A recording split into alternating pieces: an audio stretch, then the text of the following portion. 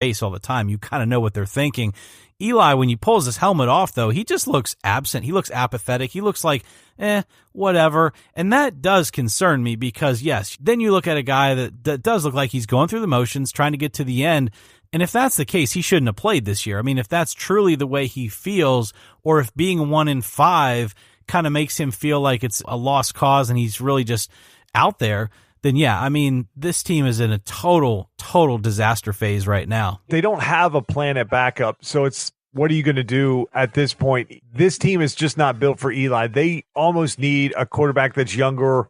I'm not saying they need a running quarterback, but they could definitely use somebody that's more mobile that could play behind this line and not take the hits. Eli basically, he just looks like he's dropping back. He doesn't even go through progressions. It's just like he locks in on the receiver that's the shortest distance away, and that's where the football is going. And many times you see a lot of checkdowns to Saquon Barkley. And the thing for Eli, what's worse is the two games Eli has looked the worst have been in national spotlight type games. He had the game versus Dallas on Sunday Night Football back earlier in the year, and then he comes back here on Thursday Night Football, and he just looks terrible. You can understand the frustration that Odell has. Some of that obviously is because Odell's not getting the football. He's normally pretty quiet when he gets his numbers.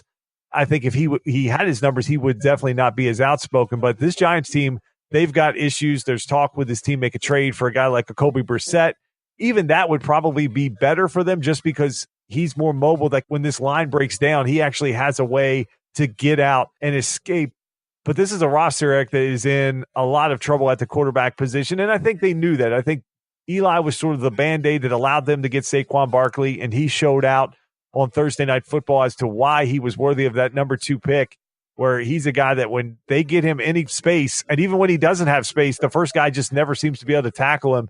He's definitely living up to his name.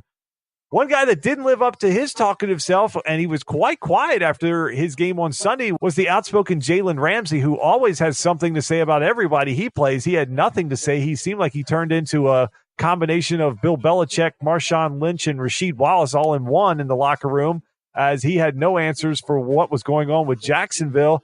They gave up 40 points, Eric, to a Dallas team that we just talked about a few weeks ago that have had their struggles offensively.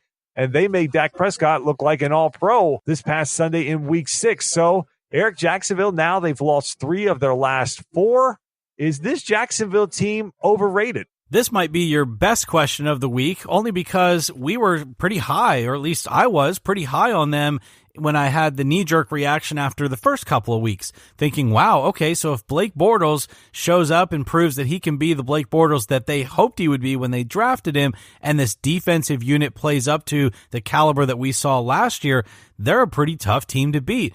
Now, over the past 4 weeks, it's been pretty sporadic. And then you see Dallas hang 40 points on them, and you're going, well, wasn't this the Dallas team that was, just 2-3 5 minutes ago? It's crazy in the NFL right now. We're seeing so much parity. We're seeing games that are very hard to pick. I would have picked Jacksonville to win this game by probably 2 scores.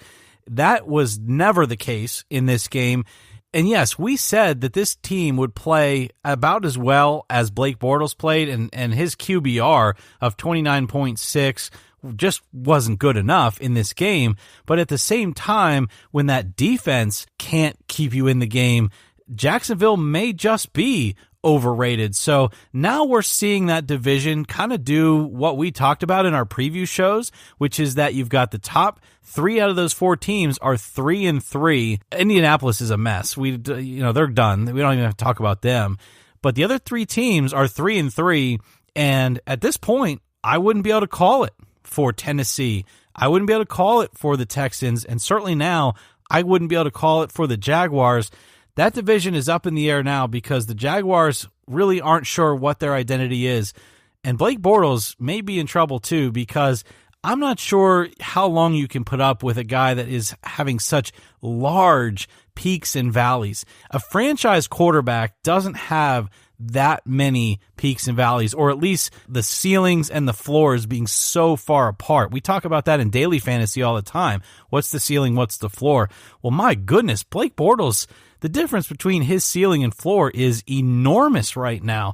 And the defense, when they're not hanging, that team's just definitely not the best team in the AFC. They're a team right now that they need their defense to come up big for them every game. And they don't have Leonard Fournette, so they can't really control the game and keep the ball out of Bortles' hands.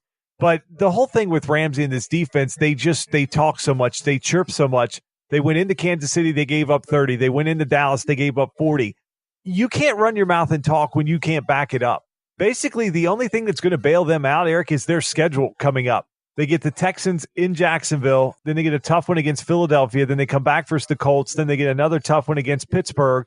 Then they go Buffalo, Indy, Tennessee, who's up and down as much as Blake Bortles is as a team, the Redskins, Dolphins, and then the Texans. So they really only have 2 very tough games left of their last 10. I think that's going to be the only thing that bails this team out and gets them to a point where Fournette can come back and they can control the game on the offensive side and not make Bortles have to do so much for this team.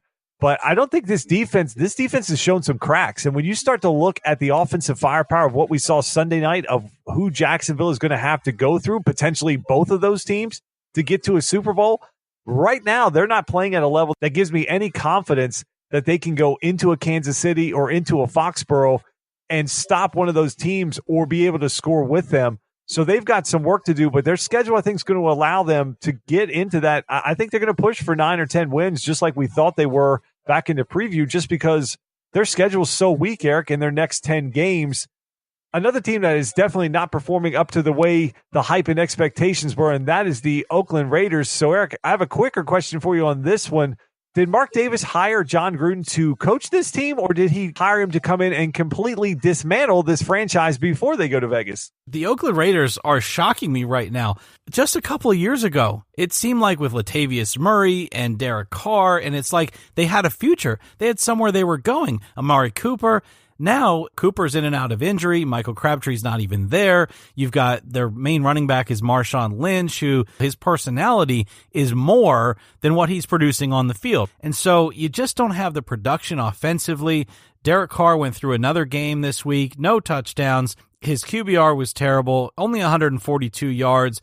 Marshawn Lynch only put out 45 yards, and it's just yet another game for a team that's now 1-5. I mean, if we're talking about the Giants being a bad team in the NFC, we now have to talk about the Raiders being a really bad team in the AFC, because their season's pretty much over. They're in a division that they've got no chance of winning. The wild card's probably way out of reach.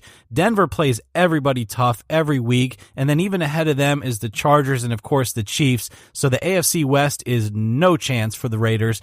And then you look at the fact that you've got other teams in the AFC like the Dolphins, even like the Jets, even like the Bengals. I mean, the wild card's out of the question. So season over for the Raiders. Then you look at Khalil Mack being gone. You look at the fact that, like we said, defensively, they're kind of a wreck. They let 27 points go to the Seahawks, who are having their own struggles this year. Meanwhile, they're only scoring 3. Yeah, Justin, this team seems like a laughingstock right now. And for a guy that they paid a bunch of money to for the next decade, I don't see him solving any problems. I see him making it a whole lot worse before they relocate to another city that may not even want them by the time they get there. I feel like this is like a joke for Gruden, or like this is like some kind of prank on NFL fans. He gets up every week and talks about their inability to get to the opposing quarterback, and he traded off one of the top 2 pass rushers in the game of football for draft picks. There's talk that Amari Cooper is on the trading back. Now, Amari Cooper has not done really anything the last 2 years with his team outside of a few boom games that he's had, but he's been extremely inconsistent. Now he's hurt. There's talk the Raiders want a first-round pick for him. There's talk that their former first-round pick from 2016, safety Carl Joseph, is on the trading block. It's just one guy after another. There's a lot of rumor going around that Derek Carr might not be, quote-unquote, a Gruden guy, that he may eventually get rid of Derek Carr or try to move him as well to bring in his own guy. There's just... Maybe that's what Eli Manning's scared about. I think there's a team that would take Derek Carr right now. I think the Giants would pretty much give up anything at this point to get a guy like Derek Carr. And at this point, with the Giants ownership coming out and basically giving Pat Shurmur the green light to bench Odell, I could even see them maybe saying, look, you take Odell, we'll take Derek Carr and Amari Cooper and have at it and dealing with him in Oakland or Vegas even. Oh, my God. Could you imagine Odell Beckham in Vegas? No, he wouldn't make it to half the practices. I mean, there's too many strippers there for Odell Beckham Jr. There's a lot of pizza and a lot of white substance in Vegas. He'd never make it. No, that would be bad. But, yeah, Oakland, they're a mess. I don't know what John Gruden is trying to do. But if they brought him in to destroy the franchise, he's doing a hell of a job at that 10-year, $100 million price tag. So, Eric, I got one last question for you as we close up the NFL here in segment one, and we'll get ready to move it over to a few college football questions. But the Miami Dolphins, they've been a team that we've tried to figure out here over the last couple of weeks. Are they for real? They didn't look very good in New England. Now, all of a sudden, Ryan Tannehill popped up on the injury report late in the week and ended up being out for Sunday's game, and Brock Osweiler comes in and puts on a show and lights up a Chicago Bears defense that we were pretty high on a few weeks ago. So then, after the game, Adam Gase got so frustrated talking about Ryan Tannehill to the media, he actually brought up that he could be under a potential HIPAA violation, so that he had to avoid the questions. That's something you and I typically deal with in our daily work lives. But now Adam Gase is also invoking HIPAA clauses, which I didn't know Adam Gase was a doctor.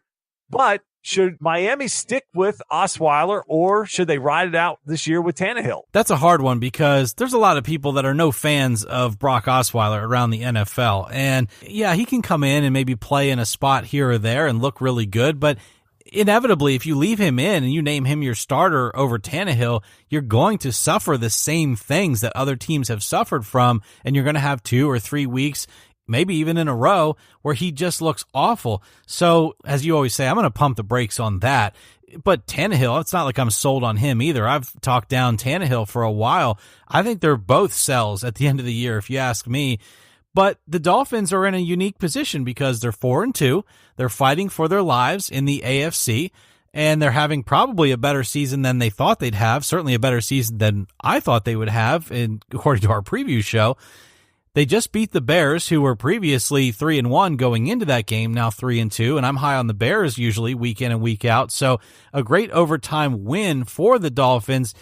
It is a question that matters for the Dolphins. Adam Gase is going to have to figure this out because whether it's Osweiler or whether it's Tannehill when he's healthy, it feels like the Dolphins can maybe scare up a chance at a wild card, and so it's something that they do need to figure out. For sure. Tannehill struggled in the game in New England, and you talked about last week that they basically benched him late in the game. Osweiler came in, had a touchdown drive. In this game, he got the benefit of a few tip balls, a few fluky plays, a missed field goal by the Bears in overtime that gave Miami another chance, even though Drake should have never fumbled the ball late, and Miami should have won it on their first drive, potentially.